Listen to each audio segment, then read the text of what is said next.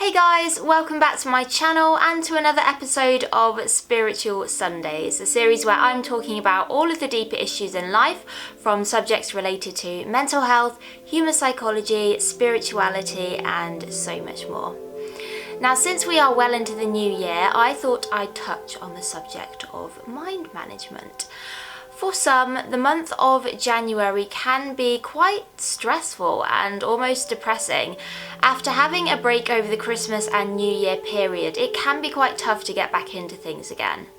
I, for one, have always struggled in the past. However, since learning to change my way of thinking and manage my mind, I actually find it a fairly peaceful and calm time of year.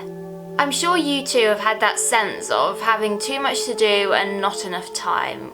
Overwhelmed by life, a constant underlying feeling of stress and anxiety that can creep up on us without us even realizing it's happened. One minute we can be totally fine and the next we're spiraling downwards. But why does this happen? Why is it that in one moment everything can be completely fine and the next it seems like everything is falling apart? What's happened is that we've been hijacked by our own mind. It can sometimes feel like we have two voices in our head, Jekyll and Hyde, which makes it difficult to know which one to listen to. Neither voice is right, or wrong for that matter. It's simply about managing them to keep them in a state of harmony so that we can reach a place of peace. If we are thinking or feeling a certain way that we don't want to, the mind or voice or monkey, whatever you want to call it, has taken over and we are no longer in control. For example, when we are stressing and worrying about something at work, but we don't really want to be. We'd rather be calm and in control of things. That's when the monkey mind has taken over. I've talked before about how our thoughts can trigger certain emotions and feelings within us. I'll link those videos below. And although there is nothing wrong with this as such, remember, no emotion is good or bad. It's all just energy. Sometimes we don't always want to be stuck in a certain emotional cycle, and it can be quite disruptive to our day. The emotional self can be extremely powerful. At the end of the day, it's there to help us survive. But most situations we encounter aren't actually life-threatening. It's just that we've perceived them that way. What most of us fail to realise is that we don't have to accept and act on these emotional responses. We have the power to choose how we want to feel in this moment. This is not about denying or ignoring our emotions. We can acknowledge and accept them and instead decide how we would rather feel and deal with a situation. These emotional responses can be very automatic, and although we can't always stop them, remember, emotions serve a very important purpose and should not be ignored. We are in control of managing them.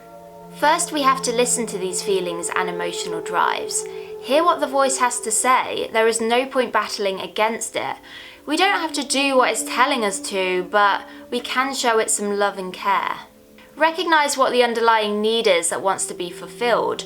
The most common needs are ones related to security, relationships, food, power, and significance.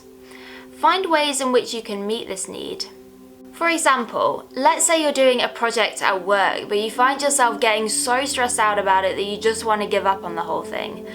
Instead of doing that, why don't you say to yourself, okay, I see that you're finding this all too much right now.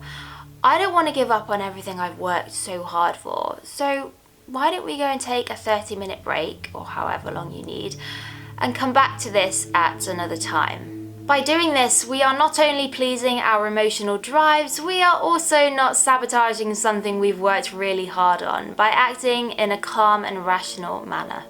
I know at first it might feel strange talking to yourself in this way, almost like there's another person in your mind, but it can feel that way sometimes.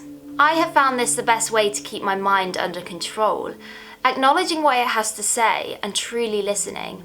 Accepting this and then expressing whatever feelings and emotions come up.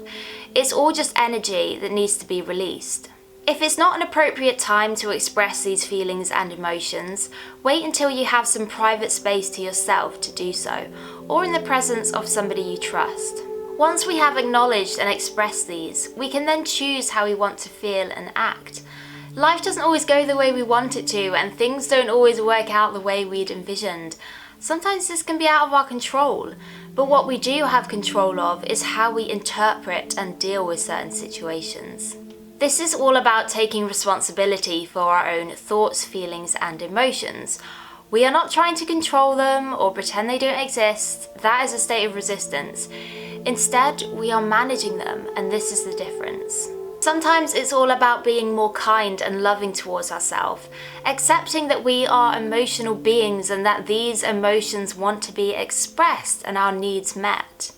Do something nice for yourself, reward your mind for behaving the way you want it to, and use this as an incentive to get certain things done. It's all about balance. Don't try and fight those inner urges because they will only get stronger. Listen to, accept, and deal with all emotions. The mind is an amazing tool which can help bring us more success and happiness in life. So rather than working against it, learn to work with it. I really hoped you enjoyed this video and it was helpful. If you did, please do give it a thumbs up, subscribe to my channel, and hit the notifications button so that you don't miss any of the latest updates from me. And if there are any topics you'd like me to cover in the future, or if you've got any questions for me, please do pop them in the comments below or come and say hello to me over on Instagram. Thank you so much for watching, and I'll see you next week. Bye!